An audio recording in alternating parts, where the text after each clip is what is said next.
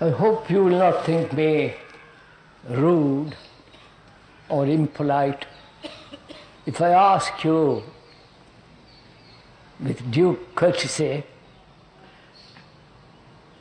why you are here.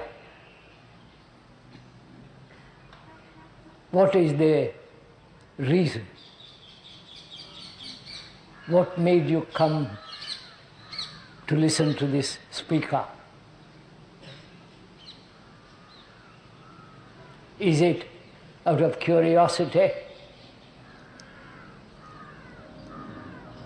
Is it out of old habit of it?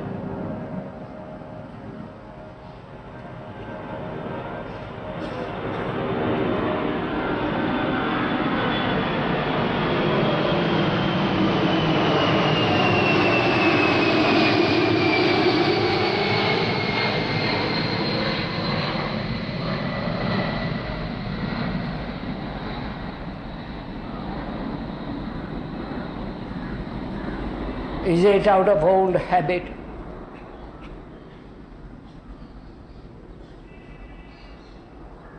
Out of some illusory desire?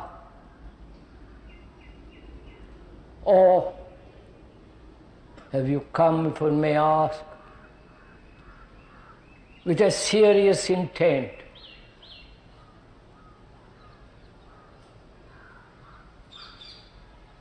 to hear what the speaker has to say and whether it has value, any meaning in one's daily life?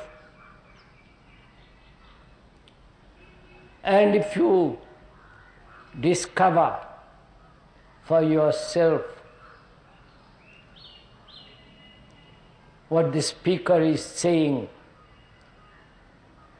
either true or false.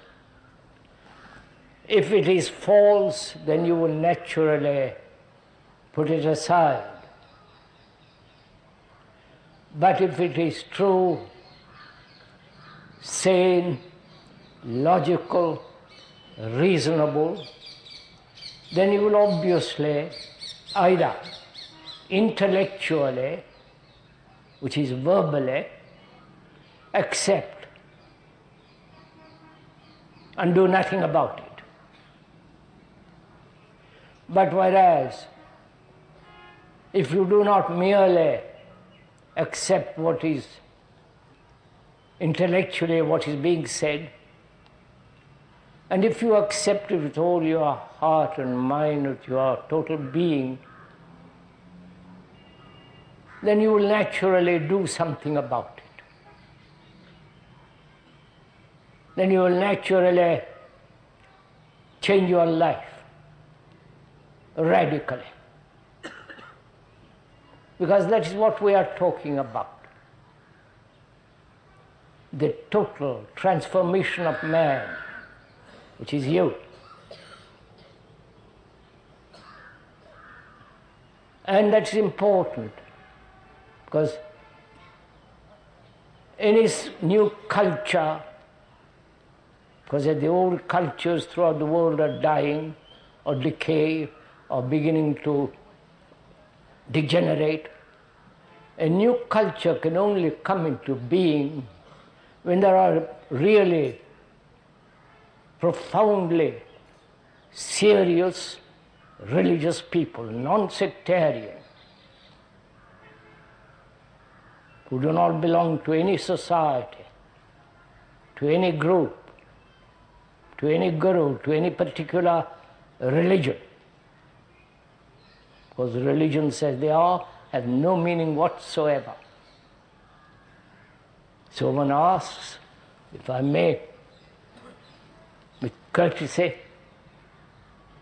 why you are here. I think you should know why you are here. Whether you are adding one more illusion to the already illusory life that one leads. Do you understand?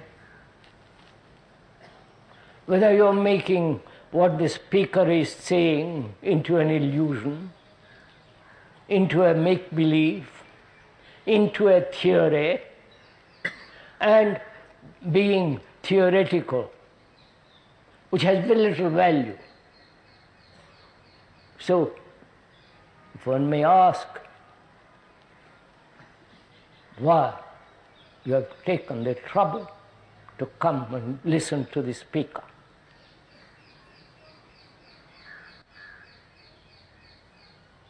Can you find out for yourself why you are here?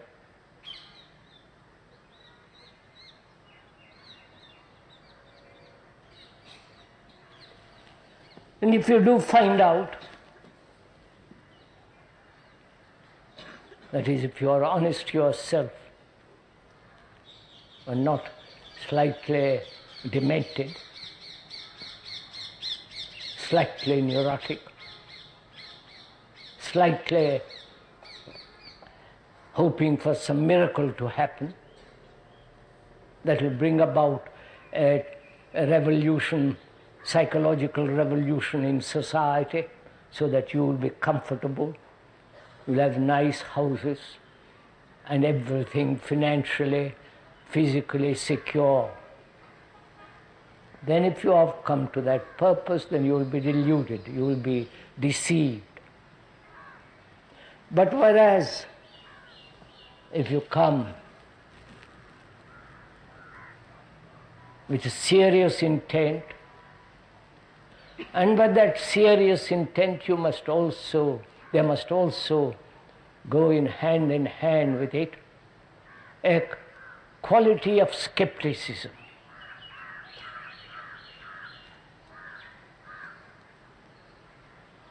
A quality that questions,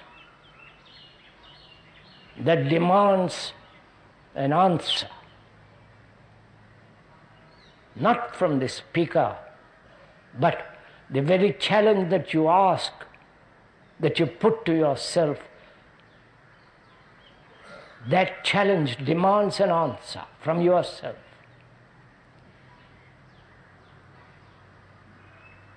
I think it is important for us, when the world is going to pieces, there is such anarchy, when everything around us is crumbling, it behoves us, as serious people, what it is that we want, what it is that we are seeking. Most of us seek physical security, money, job, a certain physical security. And there are others who don't care so much for physical security, but they want psychological security, inward security. And in the search of that security, they fall into many traps.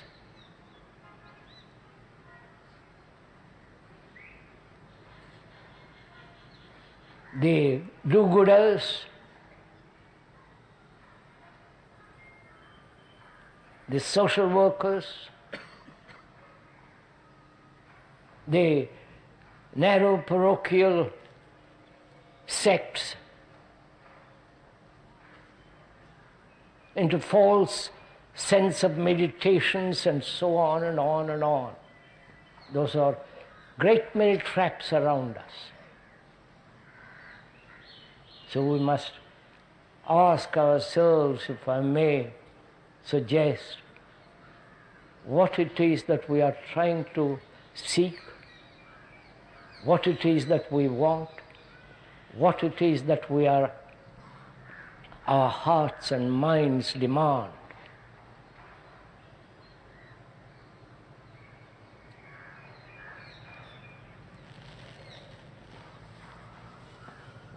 As we were saying yesterday, if you have followed it, and if I may go back to it a little, because we'll continue with what we were going to yesterday, we were saying that action is part of life. The doing. The action in our daily, everyday, troublesome life.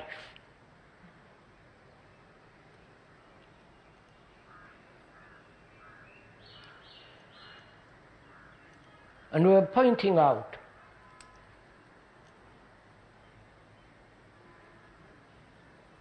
action born of knowledge must always be limited. Right? Because knowledge is the past. And when we act with that burden of the past, then such actions are incomplete, limited, fragmentary. And is there a different kind of action which is not fragmentary, which has no regrets, which has no sense of incompleteness. And we are saying there is such action. That is, to have total insight into the problem. We explained, if you do not mind hearing it again, that all our daily activity is either based on a principle or an ideal or a memory.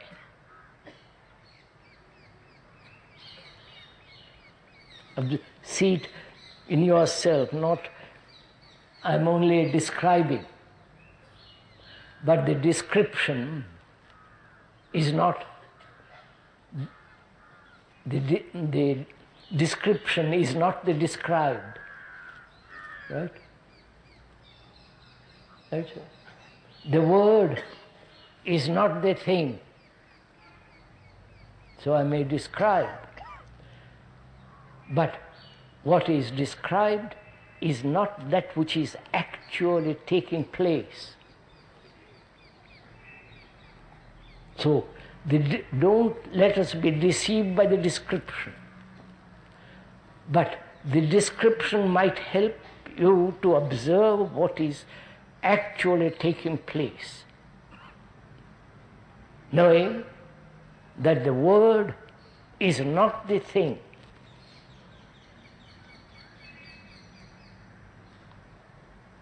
Right?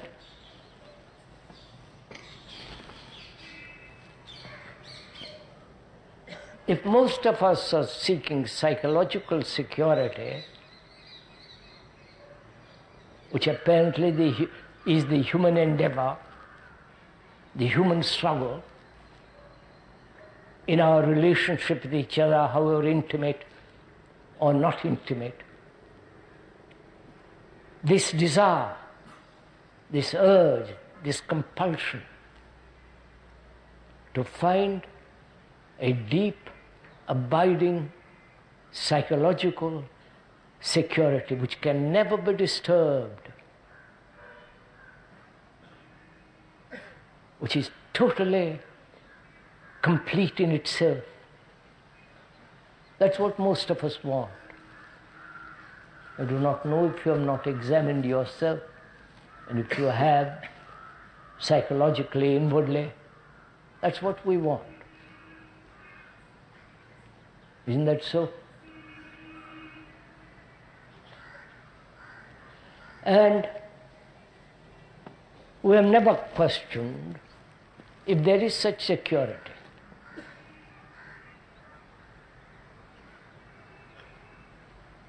in the search for this psychological security,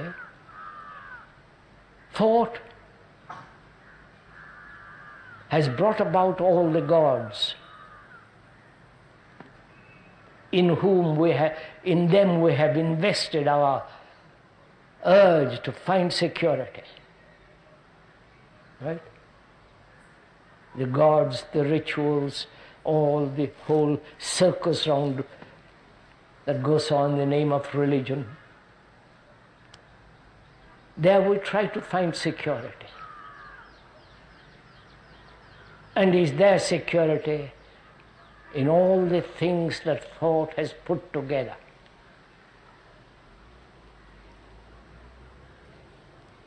Right? Please, this is a challenge to you. You have to respond.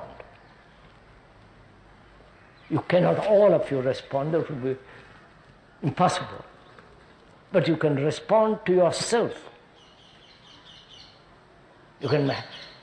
This challenge is put before you and you have to answer it and not evade it.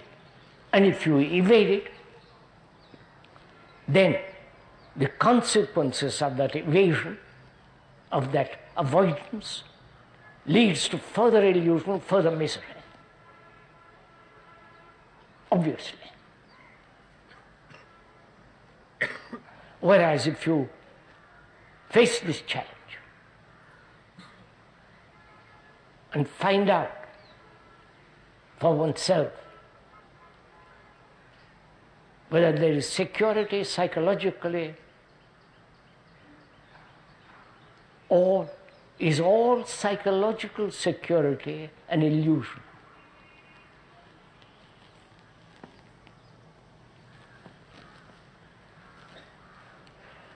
I mean by that word illusion,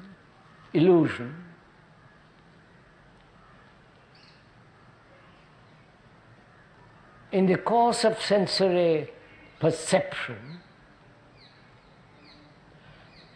when that perception is colored by a belief, by a hope, by an unconscious desire, then that which is brought about is illusion. Have you followed all this? I doubt it. We said our minds are filled with a great many illusions. We have physical security, some of us, and the vast majority of mankind has very little physical security. That's another story, we won't go into that. Why man has brought about this extraordinary division between poverty and riches. And every kind of physical revolution has not solved it. Perhaps there is a way of solving it, which we might discuss later on. But this, for the moment, we are not going into that. We are saying an action born out of knowledge. Knowledge being that which we have accumulated, both biologically as well as psychologically, when that action is born from that which we have already been experienced, known, that action must inevitably lead to further illusion. And we were saying that there is an action, as we pointed out yesterday, and if you are seriously thought about it, there is an action which is not the outcome of thought.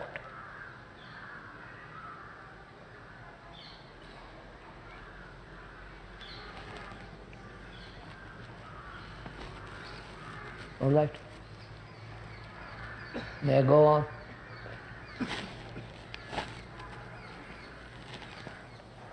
I don't know how much you understand. I really would like to communicate this. Not merely verbally, intellectually, but really out of one's heart, one's whole being, to communicate to another that there is a different way of living in which there is no conflict, no pain, no sorrow, no fear, and a quality of intelligence that is totally, completely secure.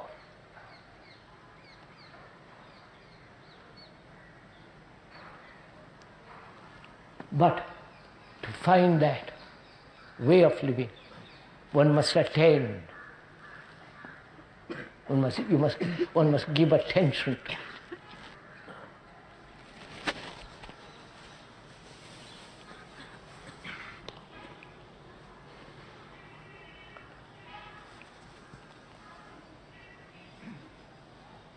Are you all comfortable?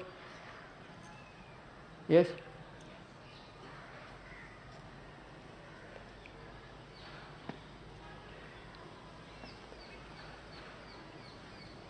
Because if you're not comfortable, you won't be able to attend. Right? Because we're going to talk about this quality of attention.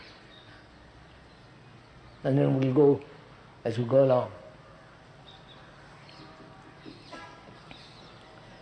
Most of us know what concentration is.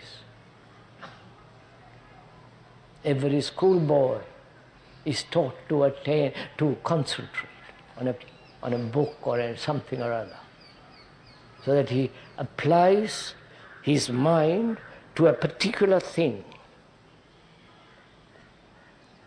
resisting all other invasion, all movement of thought, resisting all movement of thought, and concentrate. You know this, don't you? Huh? This is obvious. And the more that you can totally concentrate without any movement, without any interference of other activities of thought, one thinks one has achieved something. We are saying attention is nothing whatsoever to do with concentration. All right?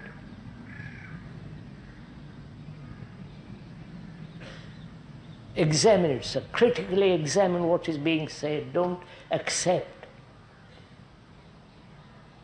Don't swallow hook, line, and the rest of it.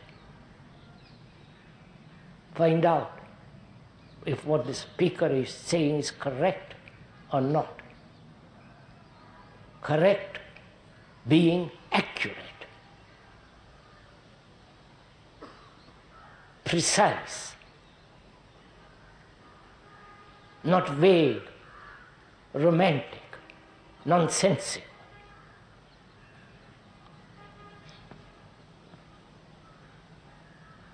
Concentration emphasizes, gives importance to a particular activity of thought.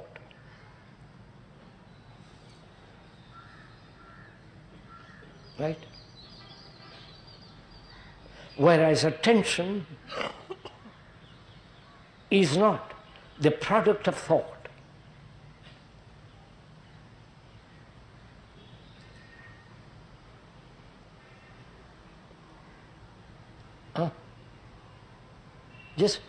play with it. Don't accept it, just look at it. Because most of us know what is inattention.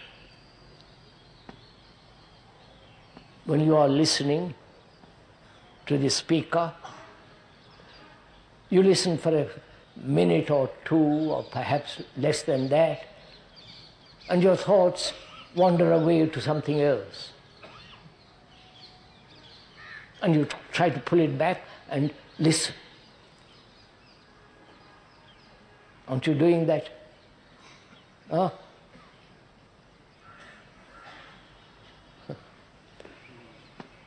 Good Lord.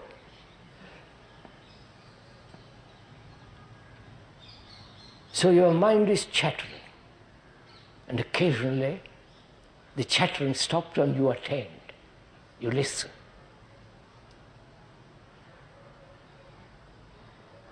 But most of the time is constant activity. And in that constancy, there's a particular demand made by circumstances or by yourself to apply, concentrate on a particular activity and resist all other activities of thought. You're following all this, right, sir? If you understand this movement, that thought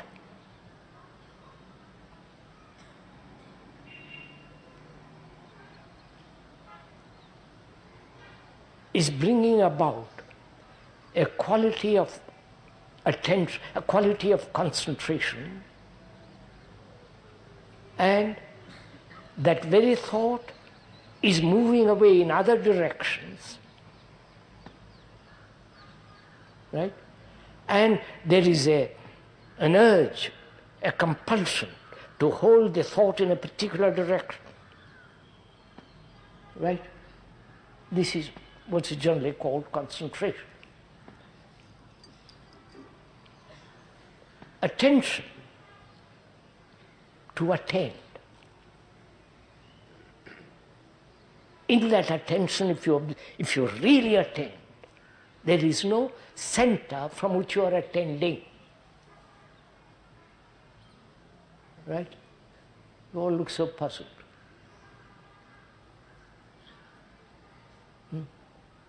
So, because it's important to understand this. Because attention and inattention, they are the two things we have to face. Right? Are you following? We are communicating, am I communicating something or not at all? Don't be.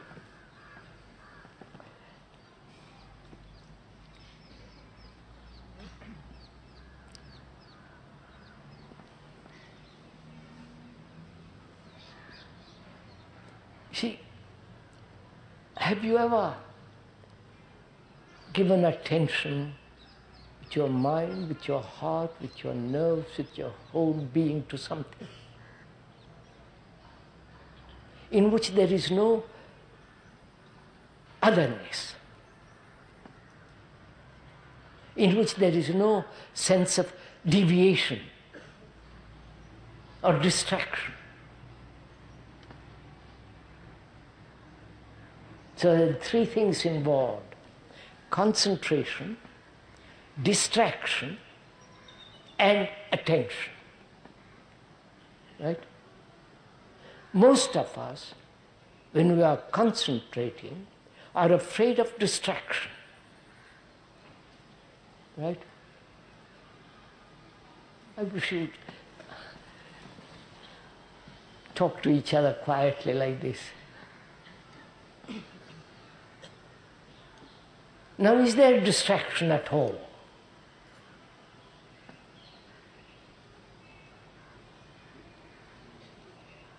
Perhaps thought itself is a distraction.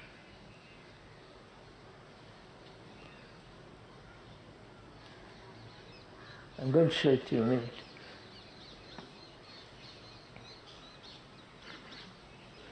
When you say there is a distraction, that implies thought has made up its mind to concentrate on a particular object. And when there is any other kind of movement away from that, that movement is called a distraction. Right? Now, is that a distraction? We are saying there is no distraction.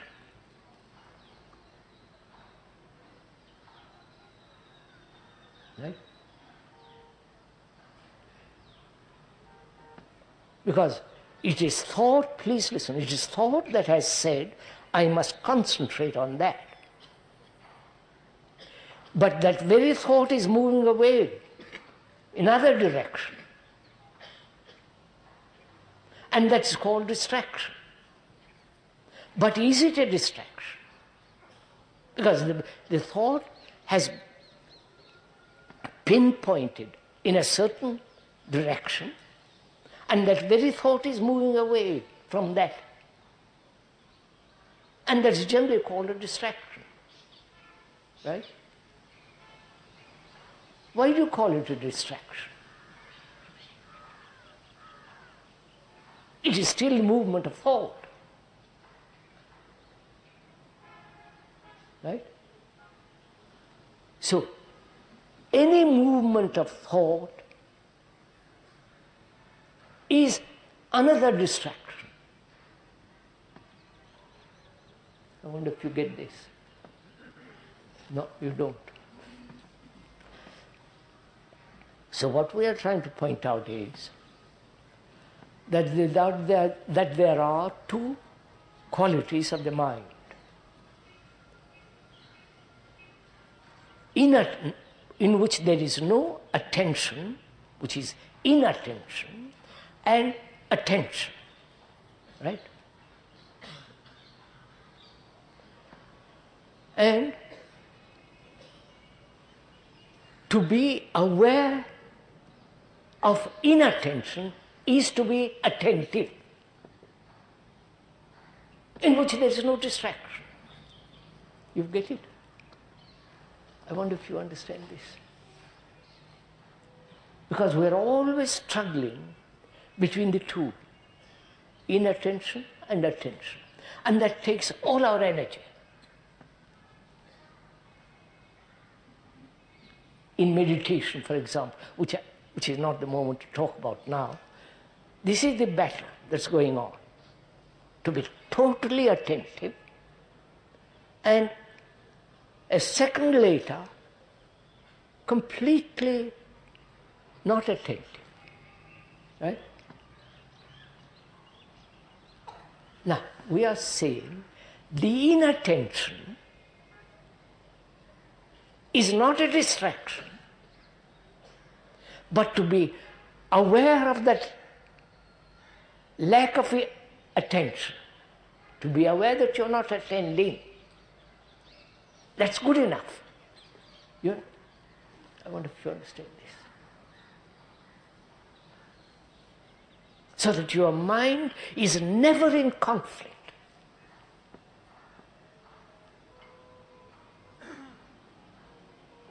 Because conflict is a wastage of energy.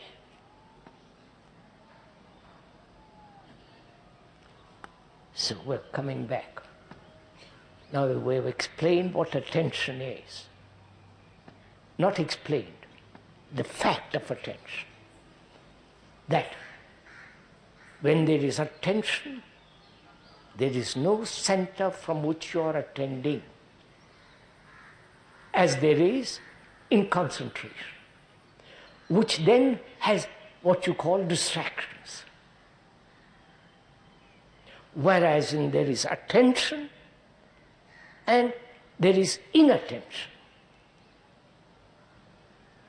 when one is aware of the inner, aware of not being attending, that very awareness is attention, in which there is no distraction whatsoever. I wanted to make this. Got it, sir? Even verbally have got it. Intellectually, which is nothing at all, but at least it's a whisper.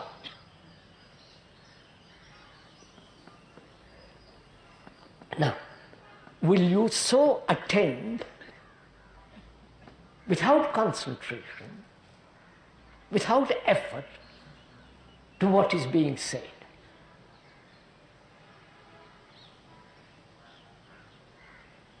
That is, that there is no distraction.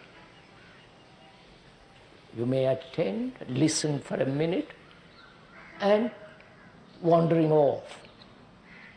And be aware that you're wandering off. That very awareness of wandering off is attention. Right? Got it, sir?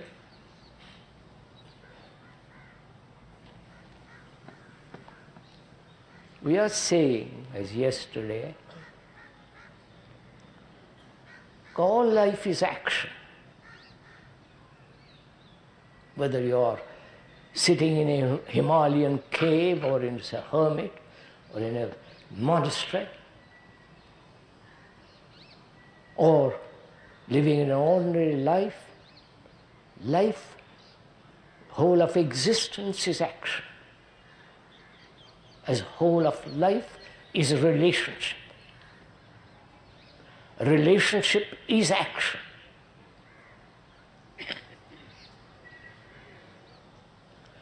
And our actions, as they are now, politically, religiously, in every way, such action breeds further misery, further confusion, further sorrow, which is what is happening politically if you observe, which is what is happening religiously with their hierarchical setup. You will eventually reach illumination. Do this, this, this, and you will get it. The carrot before the donkey.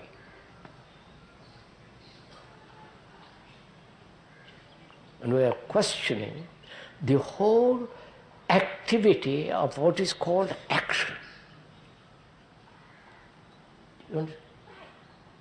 We are questioning it. We are saying that action based on a principle, ideal, a remembrance, a memory, knowledge, such action is fragmentary, incomplete, and therefore will inevitably lead to further misery, further sorrow, further confusion, which is what's happening in our daily life, if you observe. Whereas there is another action. If you are attending, please attend. If you are not attending, if your thought is wandering off, be aware of it. And that very awareness of your inattention is to attend to what is being said. Capite? Have you understood?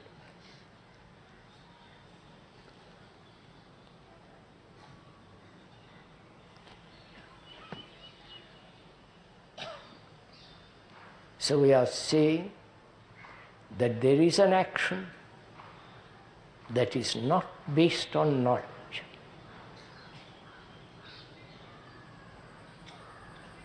For that, to understand it much more deeply than yesterday, we must go into the whole question of what is thinking.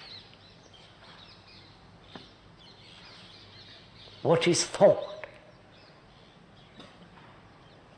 Why human beings throughout the world have given such extraordinary importance to thought. You give importance to thought, don't you? Everything that you do is based on thought. The job, the technological knowledge,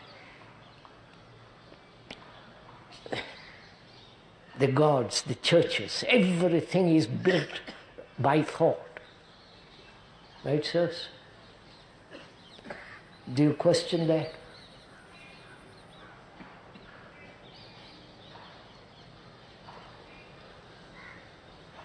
Thought is the outcome of memory, is the response of memory, right? If you were in a state of amnesia, you couldn't think.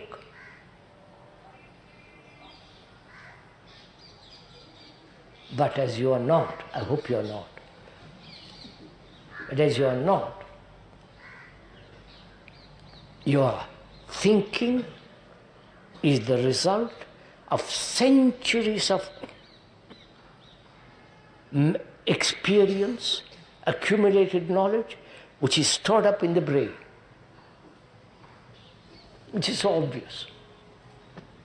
If you're going to look at yourself, your actions, repetitive, occasionally free, constantly caught in a routine, in a groove, and if you observe your own thinking, you will see that your thought is a material process which is the outcome of knowledge. Right? It's a material process. It is not something extraordinarily super spiritual. Right? Right, sirs?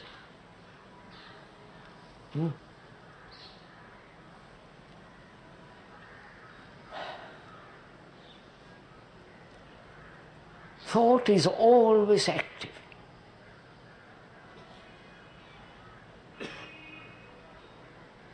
It is never still. And man has said, you must make it still in order to. You understand? In order to find some higher spiritual consciousness, which I doubt,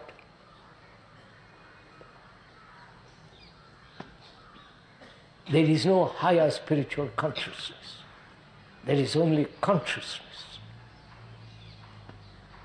Man has invented super consciousness, which is that invention is the product of thought. And the people who talk about super consciousness are worshipped, made into extraordinary gurus, because you also want super consciousness. But you never examine that thought has produced this whole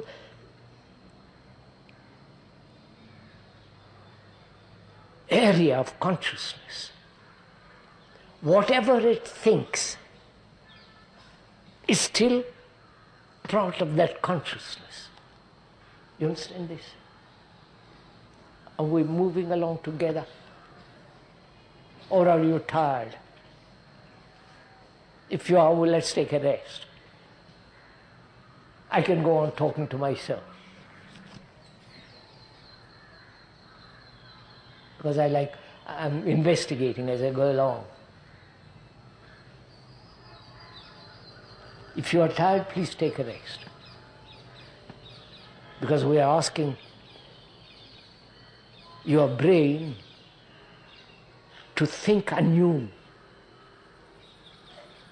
to look at things afresh, not in the old traditional way. To look at your life as it is anew, afresh. And that's a challenge that the brain may get tired of. It wants, give me a moment. Let me be quiet so that I can recapture.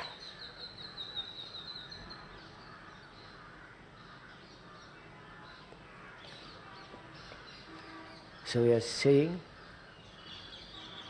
that thought has created our society and all the miseries contained in that society, the class division, the rich man, the poor man, the man of power, the man of position, man of greatness, and the poor, the downtrodden, and all that. And all the gods on the earth are created by thought. The temples in which the gods are supposed to live are the construction of thought. All the rituals, the dogmas, the beliefs, the puja that you perform every day in the hope of having some kind of peace, and all the so-called meditations, the transcendental and the other nonsensical meditations, are based on thought. And thought is always limited. Right? There is no limitless thought.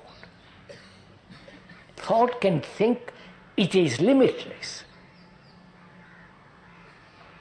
that it can find the immeasurable. That's one part of its illusion, because thought is the outcome of knowledge, memory, and therefore it is time-binding and therefore limited. Right? Are you attending to this? Do you listen to this?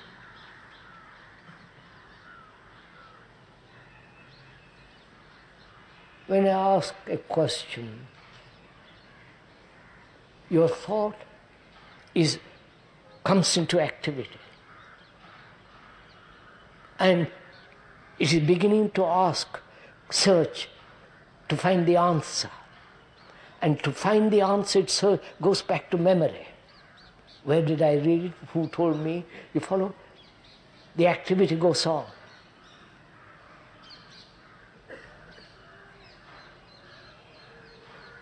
Whereas if you are asked a question that you do not know, and you cannot find it in books, from your guru, from anything, then your mind naturally, your brain naturally says, I really don't know. Right? Are you in that position? You follow? Can you ever say to yourself, I don't know?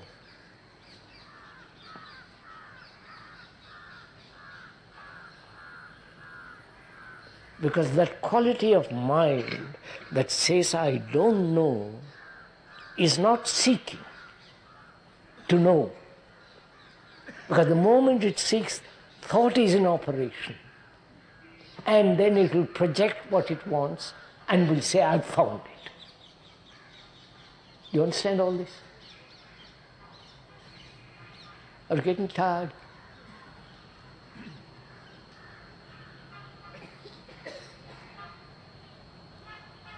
So, to inquire is to have a mind that doesn't know.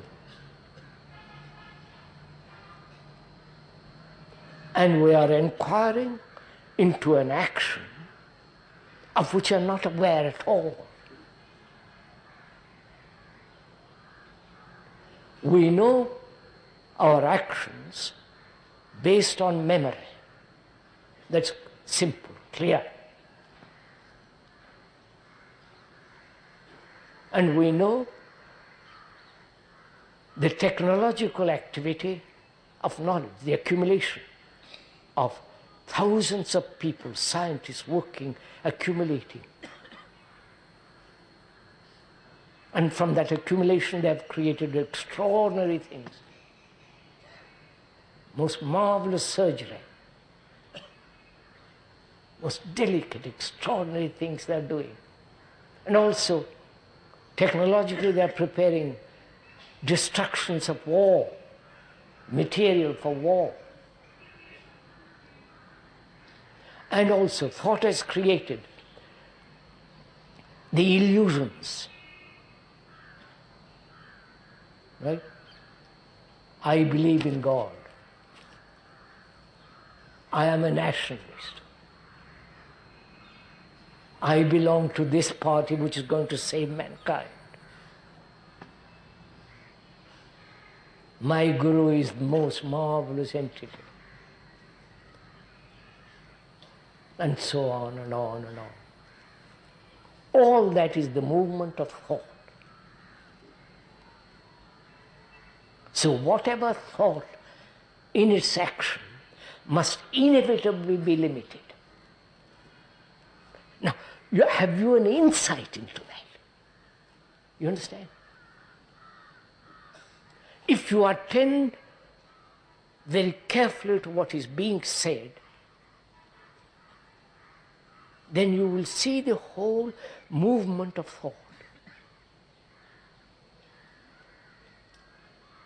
The hidden thoughts, the open thoughts, the thoughts that are extraordinarily secretive, hidden, doesn't want to be open. The whole structure and nature of thought. When you have an insight into it, you give thought to it, thought gives itself its own place. You get what I'm saying? Have you got what I'm saying?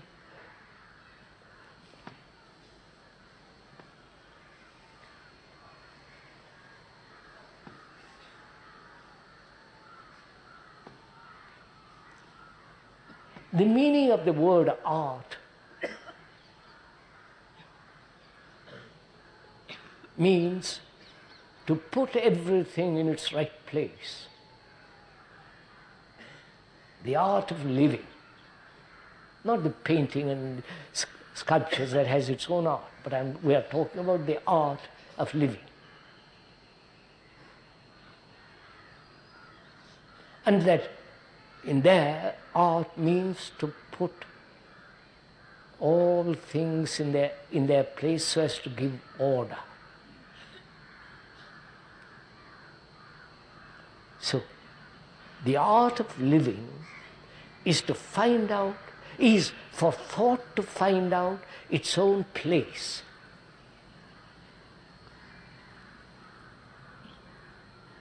Have you understood it? Huh? Can you do it? That is, to give knowledge its right place.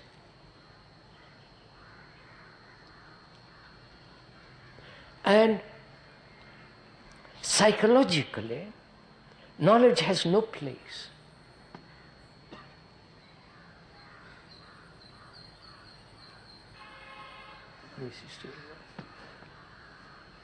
Have you understood, madam? No? At least somebody says he doesn't. I'm glad.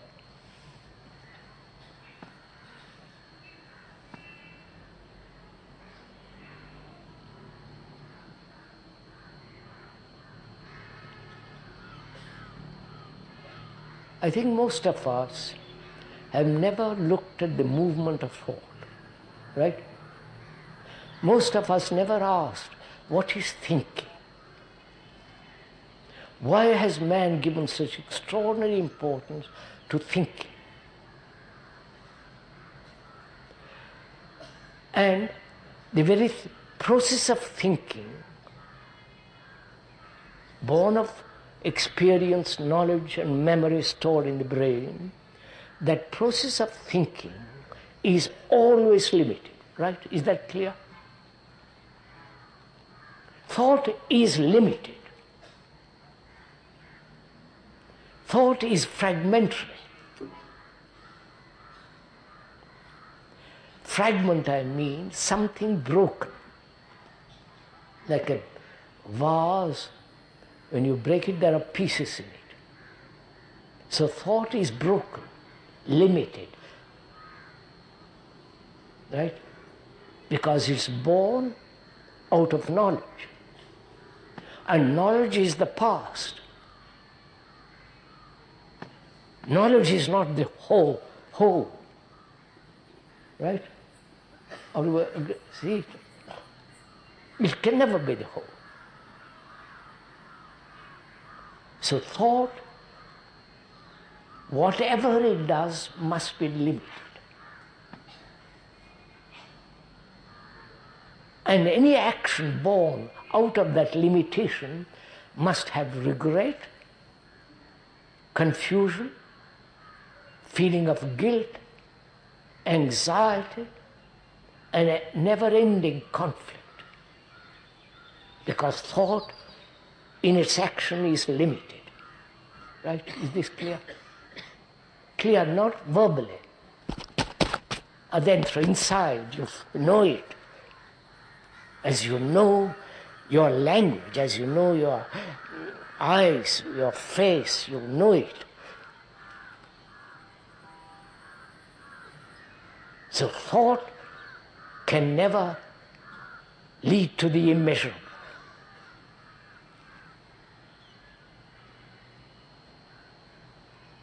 That which is not measurable. Thought is measurable. Right? And therefore that which is measurable is limited. Though you can measure it 100 yards, it is still limited. Right? So when thought seeks illumination, tries to meditate, that meditation, that struggle, that all that we go through is always limited and therefore broken up, fragmentary. Right, sir? Now we are saying there is an action that is not born of thought. Are you interested? Now will you pay attention? That means you have no center from which you are listening. If you are listening from a center, you've already brought in a sense of distraction. You understand this?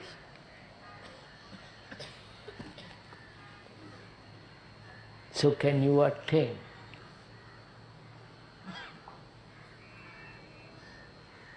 We are saying there is an action that is not of time.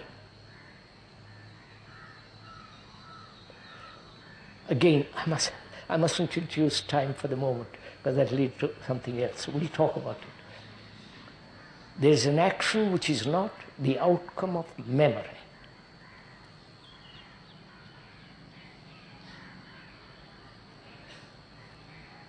I'm pointing out to something else, I'll come back to it.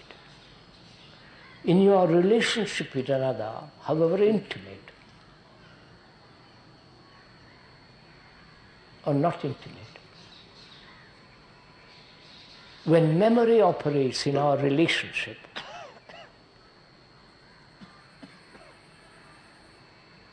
what takes place?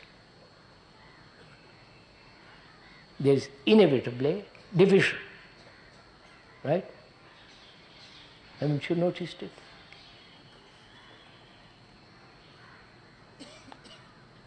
You are related to your husband, wife, or girl, or whatever it is. And in that relationship, there is the whole movement of thought, which has built out of constant contact with each other, a sense of pictures, images, which are memories, right? And those memories, those pictures, those images divide you and your husband, girl or boy. So there is always a division. Right? So we are asking from that, we won't go more deeply than that into it. We are asking from that, is love a remembrance?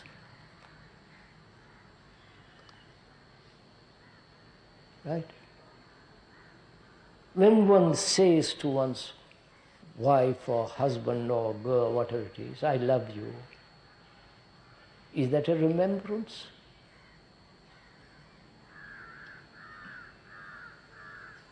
Or when you say, I love your God, your image, tremendous emotional devotion, is that love?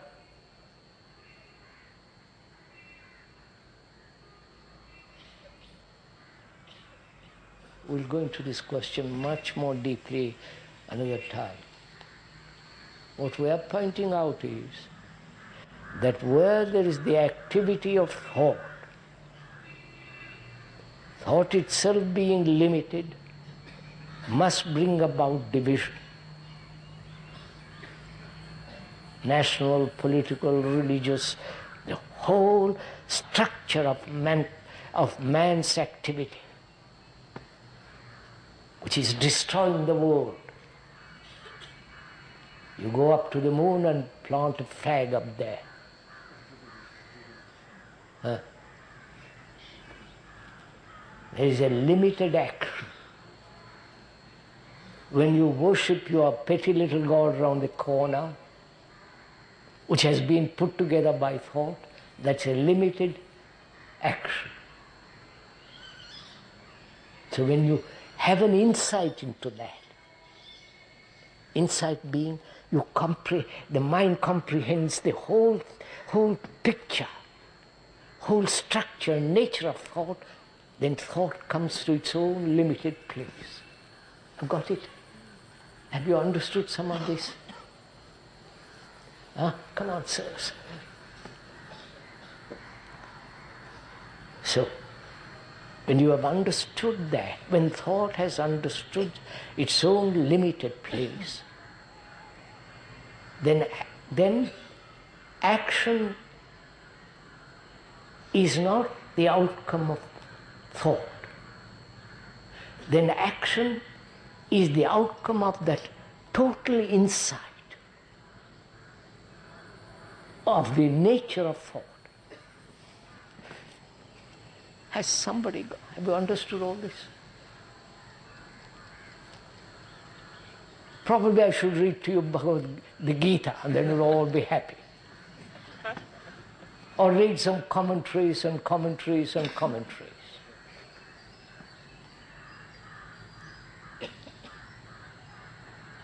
But this needs your active cooperation to find this out.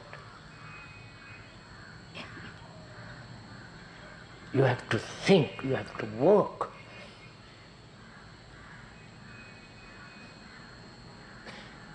Which is to work to find out how you think, how your whole life is based on thinking.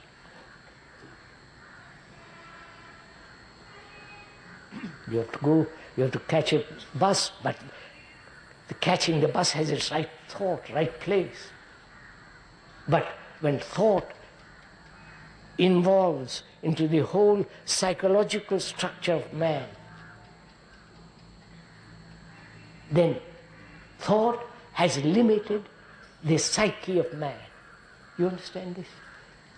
Mm-hmm.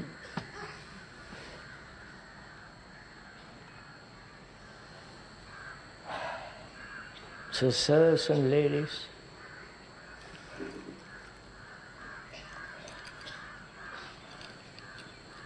another 5 minutes more.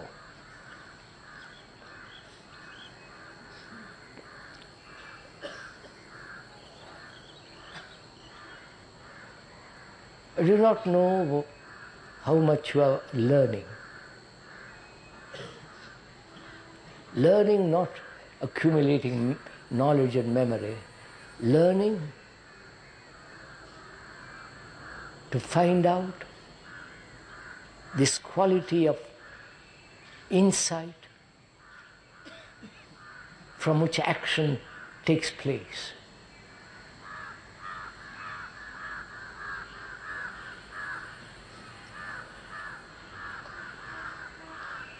See, what we are really saying is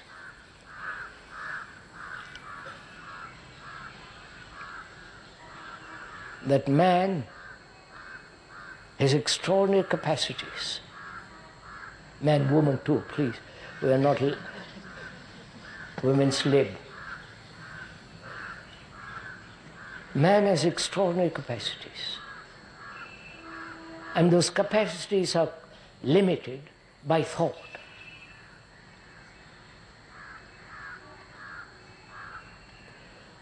And for thought to give its right place releases a tremendous energy. Not to do more mischief,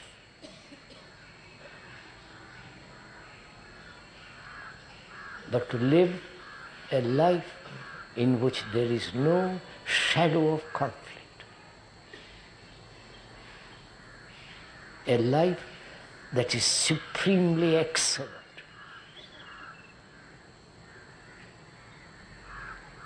A life that has this extraordinary quality of compassion, love.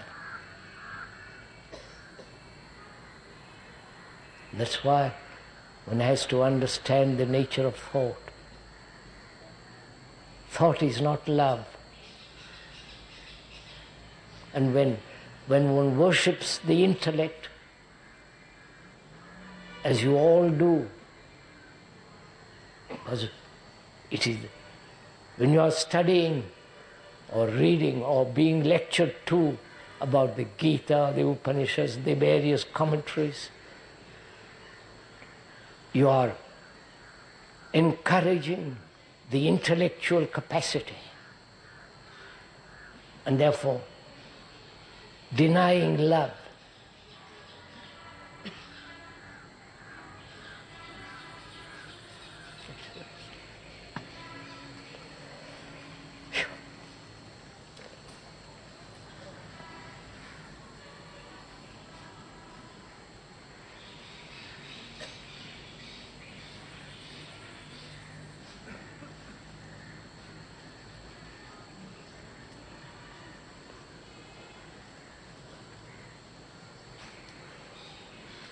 We mustn't sit too long silently.